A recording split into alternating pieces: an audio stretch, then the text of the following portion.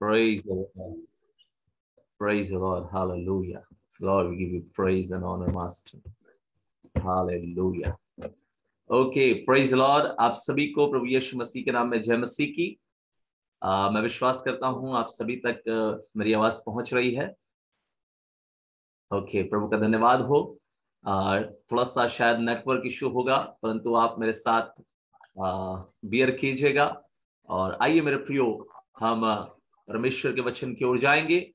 और मेरा आपसे अनुरोध है, जो लोग माइक को अनम्यूट किए हैं, कृपया आप अपने माइक को म्यूट कर दें ताकि कोई भी डिस्टरबेंस ना हो। आइए हम अपने सरों को झुकाएं, हम छोटी सी प्रार्थना करें। पवित्र पवित्र जीवित सामर्थी महान परमेश्वर पिता प्रभु, हम तेरे चरणों में आते हैं और प्रभु जी आपका धन्यवाद देते हैं कि आपने प्रभु जी आज हमें ये सुंदर समय दिया कि प्रभु हम तेरे चरणों में आकर के तेरे खुदावंद कलाम को और उसकी गहराई को समझ सकें।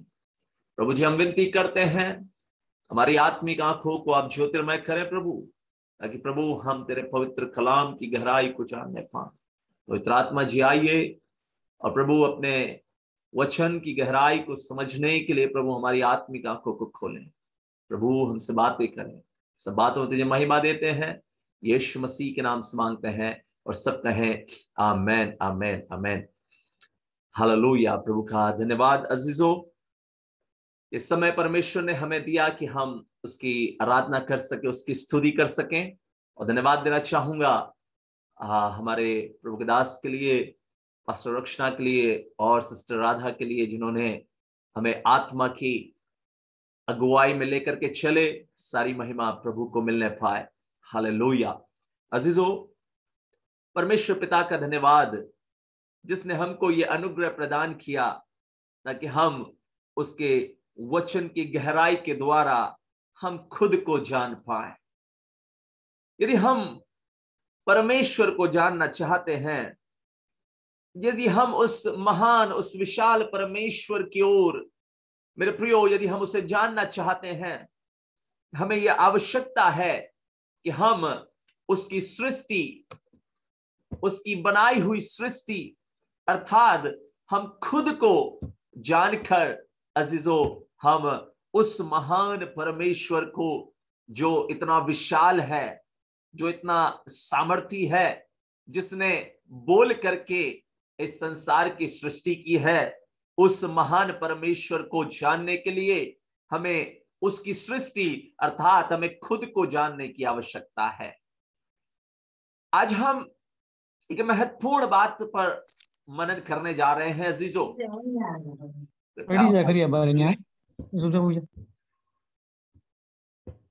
आज हम एक महत्वपूर्ण बात पर अध्ययन करने जा रहे हैं, शरीर का उद्देश्य क्या है। अजीजों, हम भौतिक जगत का अध्ययन करते हैं, हम भौतिक जगत को समझने की कोशिश करते हैं, परंतु जब तक हम आत्मिक जगत को समझ ना पाए, यदि हम आत्मिक जगत को ना समझ पाए, तो हम भौतिक जगत को नहीं समझ पाएंगे। आज मनुष्य की उत्पत्ति को समझने के लिए विज्ञान ने बहुत कुछ बताया है। आज विज्ञान ने अपनी सीमित बुद्धि से उस असीमित परमेश्वर को, जिसकी विशालता का हम वर्णन नहीं कर सकते, जिसके विराट स्वरूप को हम अपनी बातों से बयान नहीं कर सकते, उस महान और उस शक्तिशाली, उस सामर्थी परमेश्वर को विज्ञान ने अपनी सीमित बुद्धि से जानने की कोशिश की। जरा देखिए, परमेश्वर ने सर्वप्रथम कल्पना की। मेरे साथ बने रहिएगा। आज परमेश्वर अपने वचन की गहराई में हमें लेकर के चल रहा है। आज वचन की गहराई में हमें लेकर के जा रहा है। परमेश्वर ने सर्वप्रथम कल्पना की और उसने कल्पना की कि वो पृथ्वी को बनाएगा। मेरे प्रियो, जब उसने आकाश और पृथ्वी की रचना की, पृथ्वी बेडौल थी और पृथ्वी के चारों ओर अंधियारा था, जो हम उत्पत्ति की किताब उसके पहले अध्याय की पहली, दूसरी और तीसरी आयतों में हम पाते हैं।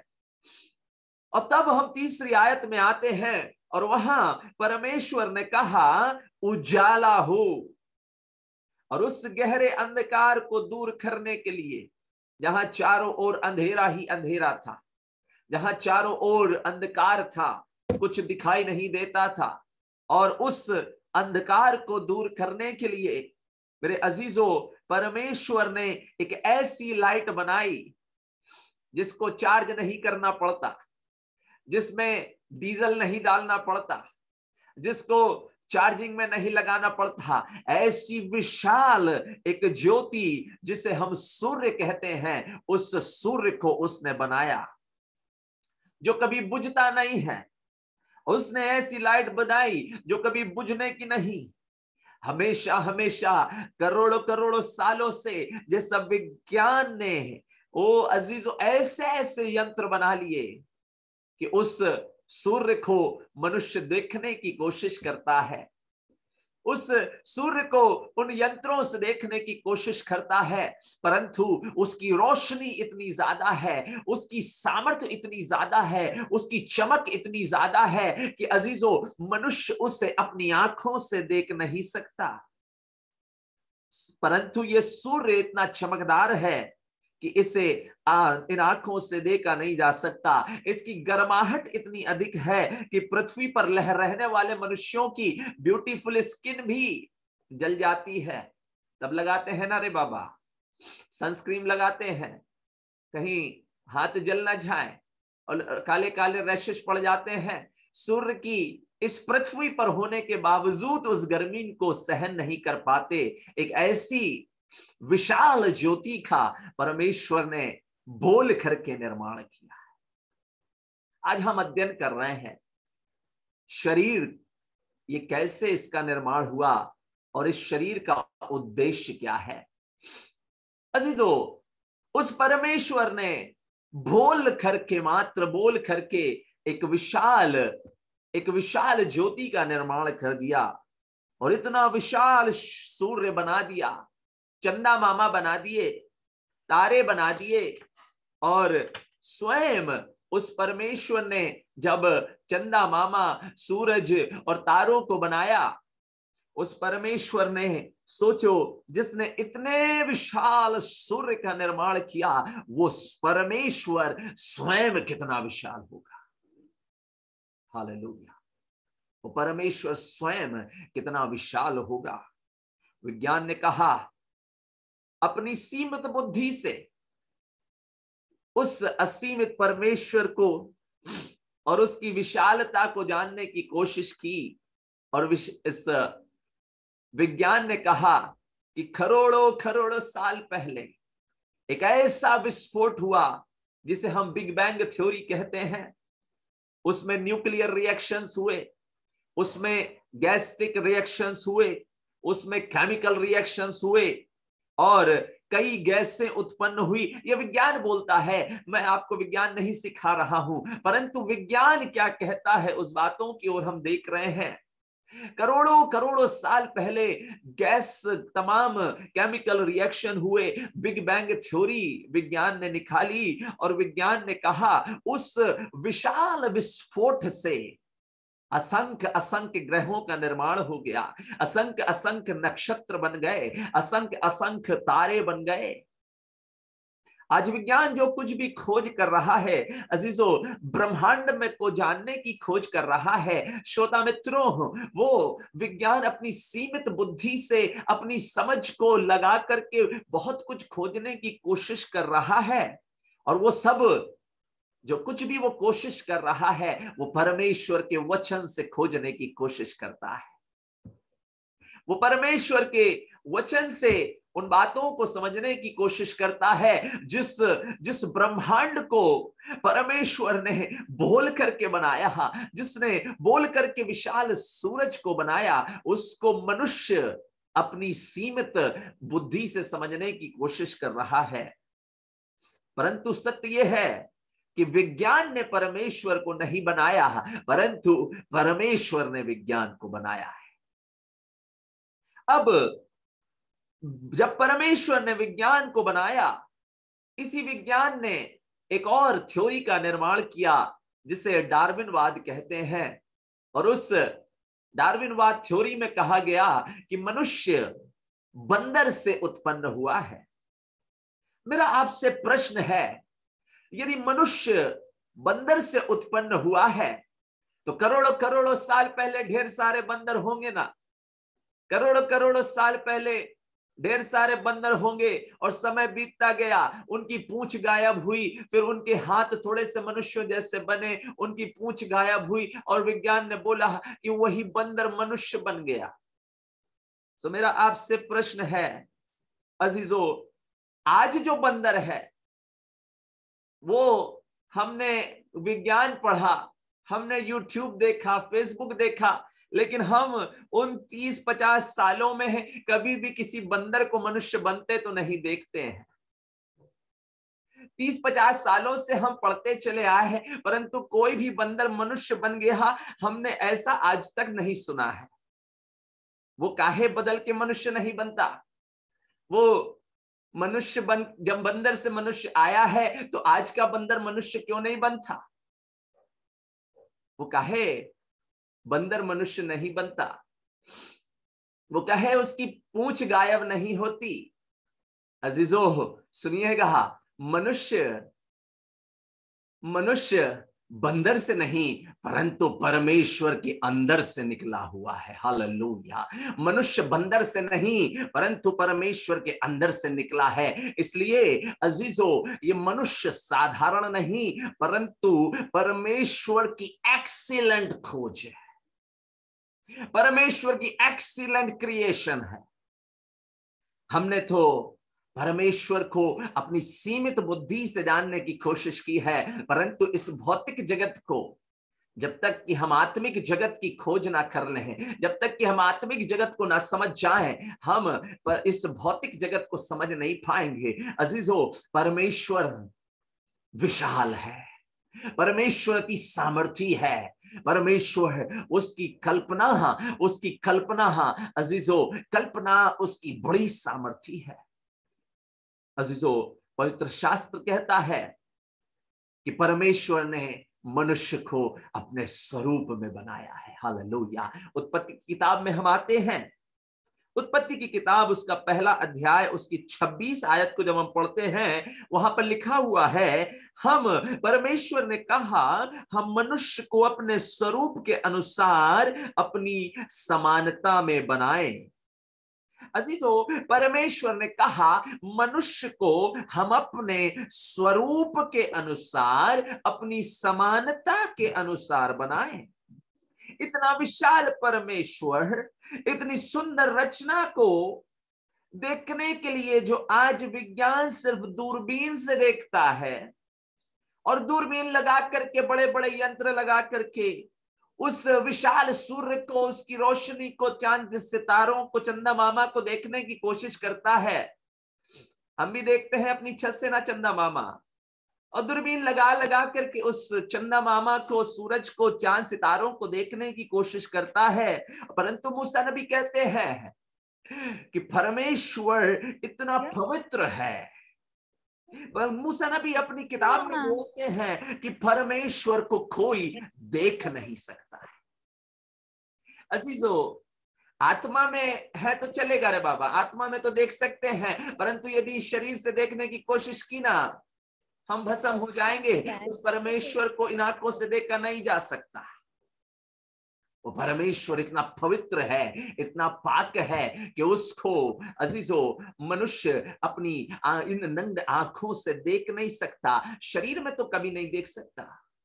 वो परमेश्वर जिसने शब्द मात्र से, जिसने कहा उजियाला हो, और उसके कहने से सूर्य चंदा तारे बन गए। अगर वो एक एक तारे को बनाता तो बोलता एक तारा बन जाओ, दूसरा तारा बन जाओ, तीसरा तारा बन जाओ, परंतु एक शब्द उसने बोला उजियाला हो।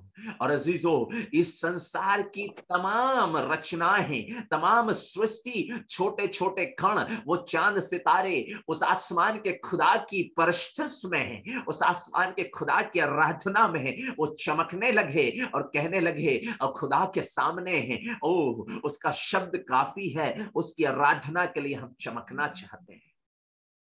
अजीजों, सिर्फ एक बार बोला उजियाला हो और उजियाला हो गया, सिर्फ एक शब्द मात्र से।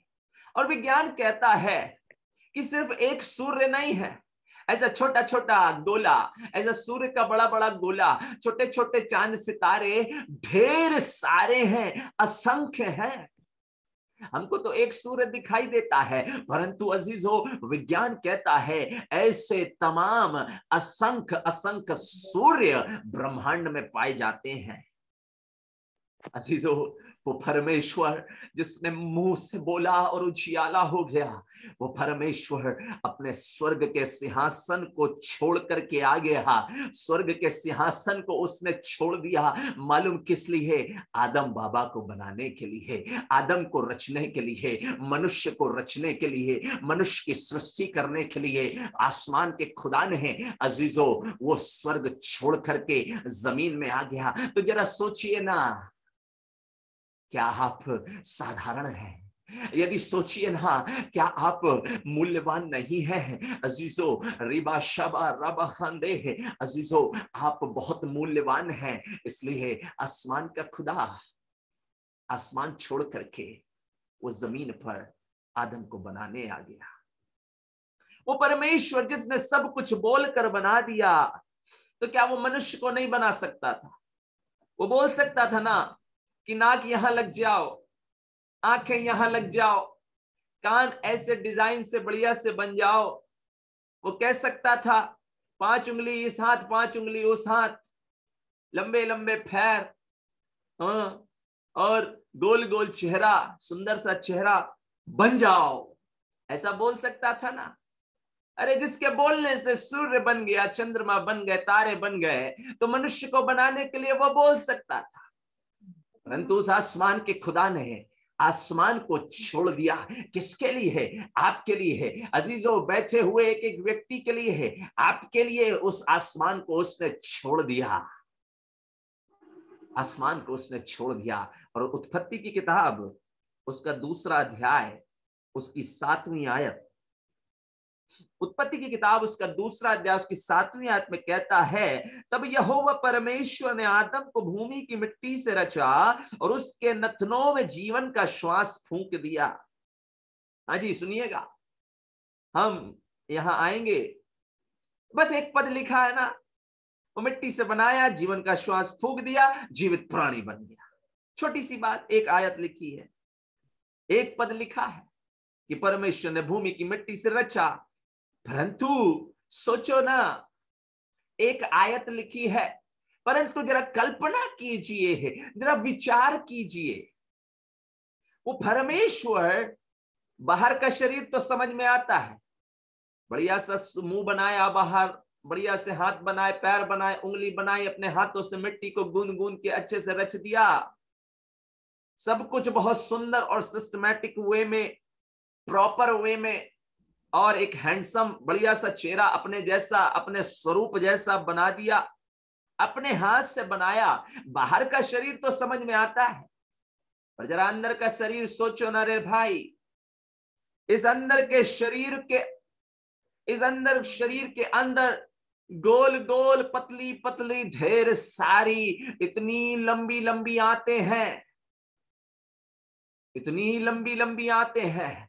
जरा सोचो वो आंतों को उसने कैसे फिट किया, जरा सोचिए गुर्दा कहां लगा दिया, जरा सोचिए दिल कहां रख दिया। वो सब कुछ जो शरीर के अंदर है, और ये घुटने में, घुटनों के बीच में एक लिक्विड भरा होता है। जरा सोचिए उस घुटने के बीच में वो लिक्विड भरा, यदि वो नहीं होगा ना तो चरर मरर की आवाज आएगी और चल नहीं पाएंगे, और फिर डॉक्टर साहब बोलेंगे अर्थराइटिस हो गया है। सोचिए अजीजों, वो विशाल परमेश्वर, उसने शरीर के अंदर इन 206 हड्डियों को लगाया है, उसने शरीर के अंदर उन आंतों को लगाया है, इतनी पतली पतली गोल मठोल उन आंतों को लगाया है और हड्डियों के बीच में उस लिक्विड को भरा है जिसके चलने फिरने के समय में चरर मरर की आवाज नहीं आती। आप आराम से मूव कर सकते हैं, आप चल फिर सकते हैं, आप अपने पैरों से अपने हाथों से काम कर सकते हैं। जरा सोचिए उस विशाल परमेश्वर की आप कितनी कितनी कितनी परफेक्ट रचना। जब मैं ये सोच रहा था अजीजों, मेरी आंखों में आंसू थे कि परमेश्वर कितना विशाल परमेश्वर है और मुझे और आपको बनाने के लिए कितने सिस्टमैटिक वे में है, कितने पावरफुल वे में उसने हमको बनाया है।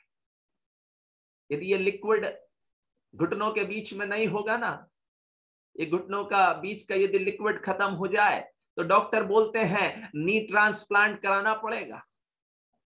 नी ट्रांसप्लांट मनुष्यों ने, विज्ञान ने बहुत कुछ खोज लिया, विज्ञान ने उस नी ट्रांसप्लांट को सीधा घुटना ही चेंज कर दिया। अजीजों जरा सोचिए कितना सिस्टमैटिक वे में परमेश्वर ने बनाया है, कितना प्रॉपर वे में परमेश्वर ने बनाया है। उद्देश्य क्या है इस शरीर का?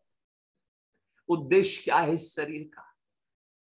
कई बार दबा करके सो गए, कई बार दबा करके खाना खा लिया, कई बार दबा करके आनंद मना लिया, कई बार दबा करके घूम आए। क्या इसीलिए इस शरीर का निर्माण किया गया है? क्या इसीलिए इस शरीर को उस परमेश्वर ने बनाया है?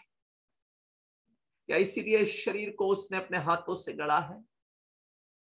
इस शरीर, इसे हम अपने भोग विलास की वस्तु समझें, व्यभिचार की वस्तु समझें। हम अपने इस शरीर को अपने अपने वश में नहीं करे हैं, ये शरीर हमें वश में करता है। आज हम तरह तरह के पापों से इस शरीर को भरे पड़े हैं।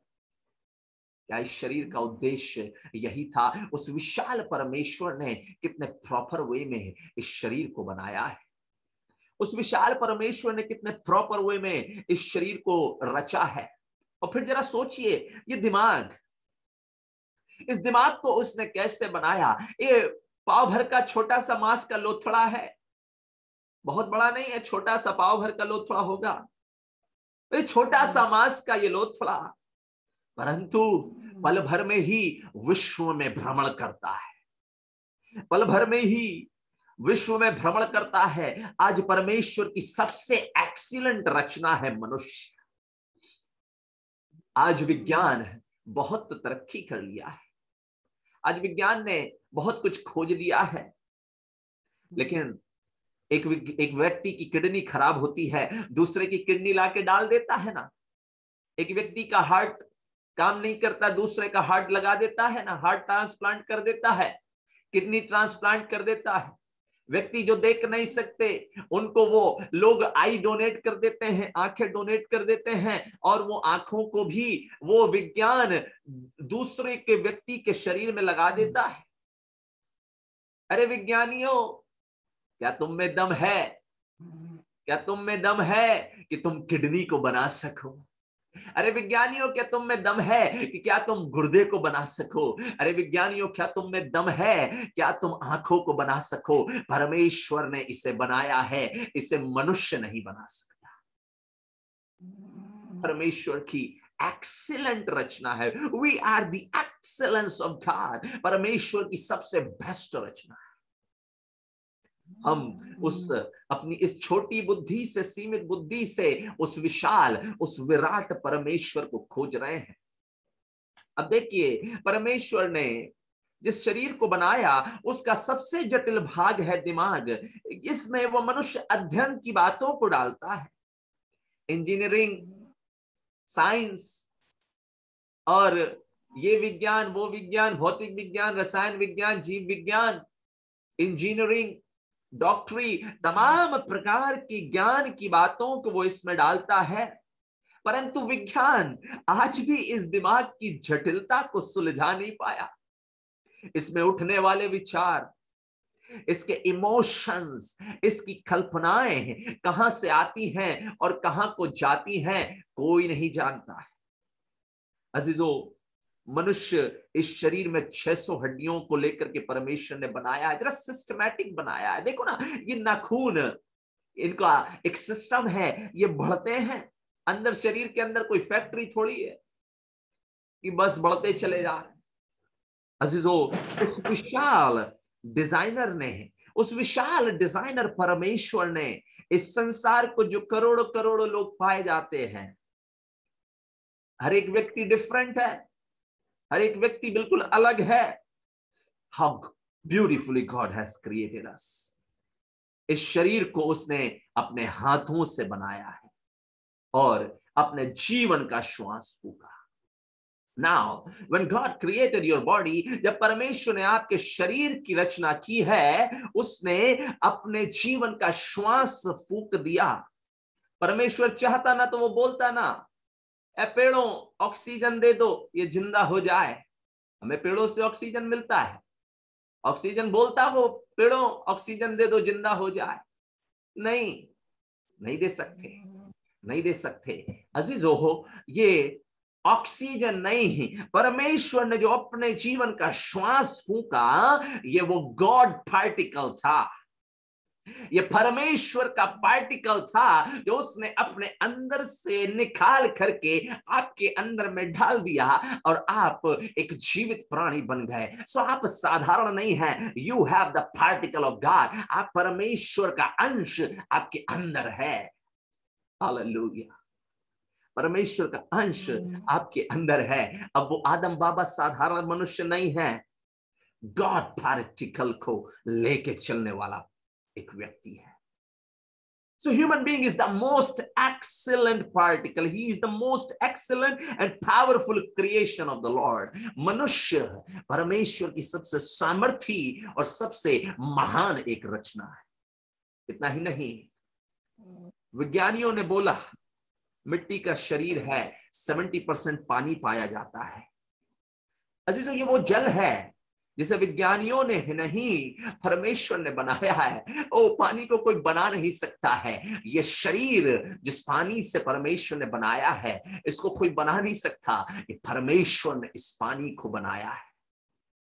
परमेश्वर को विज्ञान अपनी सीमित बुद्धि से जानना चाहता है, परंतु उस विशाल परमेश्वर को, उस महान परमेश्वर को शब्दों से समझना नामुमकिन है। अजीजों, अब देखिए, परमेश्वर ने सब कुछ सही जगह में फिट किया। अब जरा सोचिए, यदि नाक को वो सर में लगाता तो कैसा लगता मनुष्य? तो ट्रैक्टर के समान वो धुआं निकालता ना रहे ऊपर से।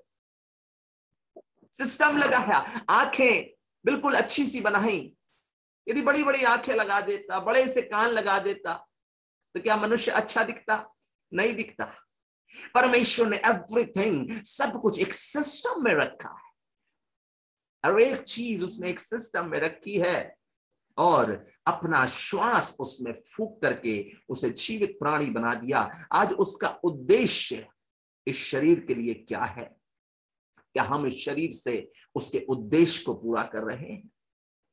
क्या आज इस शरीर की अभिलाषाएं मनुष्य पर प्रबल हो रही हैं, या उस कर्ता परमेश्वर का उद्देश्य हम पूरा कर रहे हैं? उसका उद्देश्य हम उत्पत्ति की किताब उसके 2 अध्याय की हम अजीजों 15वीं आयत में जब पढ़ते हैं, लिखा है, तब यहोवा परमेश्वर ने आदम को लेकर अदन की वाटिका में रख दिया कि वो उसमें काम करे और उसकी रक्षा करे। अजीजों, परमेश्वर ने आदम को लेकर के अदन की वाटिका में रख दिया। परमेश्वर ने उसे अदन की वाटिका में रखा। ये अदन क्या है? परमेश्वर ने आदम बाबा को बना करके वर्ल्ड टूर पे नहीं भेजा, उसको इधर घूमने के लिए नहीं भेजा, जा भाई अमेरिका घूमा, पेरिस घूमा। आज के समय में मनुष्य 4-5 जगहों में घूम करके अपने आप को बहुत सोचता हो वर्ल्ड टूर पे गए हैं। अरे वो विशाल परमेश्वर, ओ जिसने ब्रह्मांडों के ब्रह्मांडों की रचना की है, अजीजों, वो परमेश्वर कितना विशाल है। वो वर्ल्ड टूर पे भेजने के लिए नहीं बनाया, उसको बोला अदन में रखा। ये अदन क्या है? अदन है परमेश्वर की उपस्थिति। हालेलुया। अदन का नाम है, अदन नाम का अर्थ है परमेश्वर की उपस्थिति। ये शरीर मेरे अजीजों ओ पाप करने के लिए नहीं है, ये शरीर मन की अभिलाषाओं को पूरा करने के लिए नहीं है, अदन में रहने के लिए, परमेश्वर की उपस्थिति में रहने के लिए इस शरीर की खुदा ने रचना की है। हालेलुया। अदन में रहने के लिए, उसकी उपस्थिति में रहने के लिए उसने बनाया है। जब हम उसकी उपस्थिति में रहते हैं तब हमें उसे कहीं ढूंढना नहीं पड़ता। आज लोग पहाड़ों में उसे ढूंढने जाते हैं, आज समुद्रों में उसे ढूंढने जाते हैं, आज यहाँ ये वहां मिल जाएगा उसे ढूंढने जाते हैं। वो यहाँ वहां नहीं, पहाड़ों में नहीं, परंतु वो गॉड पार्टिकल जो उसने अपने श्वास को फूंक करके आपके अंदर बनाया, उसे ढूंढने के लिए कहीं बाहर नहीं जाना, वो आपके अंदर में वास करता है। उसे ढूंढना है तो खुद के अंदर में उसे खोजने की आवश्यकता, खुद के अंदर हमें उसे खोजने की आवश्यकता है। आज मनुष्य, मुझे और आपको उसे अंदर ढूंढने की आवश्यकता है। करोड़ करोड़ ग्रहों को बनाने के बाद उसने उस ग्रहों में रहना नहीं चाहा, परंतु इस शरीर के रहना चाहा, इस शरीर के अंदर रहना चाहा है। वो विशाल परमेश्वर, उसने इस शरीर के अंदर अपना वास बनाया है। हालेलुया। अजीजों, मनुष्य पाप के कारण, एक कहानी हम इस बात को पढ़ते हैं, हम जानते हैं पाप के कारण मनुष्य परमेश्वर से अलग हो गया। पाप के कारण मनुष्य परमेश्वर से वो बिल्कुल अलग हो गया और उसकी महिमा से वो रहित हो गया। और जब मनुष्य परमेश्वर की महिमा से रहित हो जाता है और शरीर की अभिलाषाओं के कारण, पाप की अभिलाषाओं के कारण जब मनुष्य परमेश्वर की महिमा से रहित हो जाता है, तब परमेश्वर की वो तमाम आशीषों का, एक्सीलेंस का वो फायदा नहीं उठा पाता। वो भूल जाता है कि वो कौन है, वो भूल जाता है कि वो क्या है, और शरीर की अभिलाषाएं उस मनुष्य पर प्रबल हो जाती हैं। जब ये भौतिक जगत और इसकी पाने की अभिलाषाएं जब मनुष्य में प्रबल होती हैं, तो वो मनुष्य आत्मिक जगत से दूर हो जाता है और वो बहुत कुछ तो प्राप्त कर लेता है। वो गाड़ी बंगला आ जाता है, प्रॉपर्टी आ जाती है, सब कुछ आ जाता है, सब कुछ उसे मिल जाता है, परंतु एक बहुत खास चीज, वो परमेश्वर को खो देता है। आज इस शरीर से हम क्या कर रहे हैं? या आज इस शरीर से हम उस खुदा की इबादत कर रहे हैं? अजीजों, अब जब ये शरीर अपने उद्देश्य को पूरा ना कर सका, परमेश्वर की उपस्थिति से, परमेश्वर की प्रेजेंस से अलग हो गया और उसके दिन निर्धारित हो गए। अजीजों, ये मीटिंग एंड हो रही है, कृपया आप अपने लिंक को रिज्वाइन करें। 5-10 मिनट का और संदेश है, बहुत खास बातों को लेकर के आऊंगा। आप मीटिंग को लीव करके पुनः इसी को रिज्वाइन कीजिए, क्योंकि मीटिंग एंड हो रही है।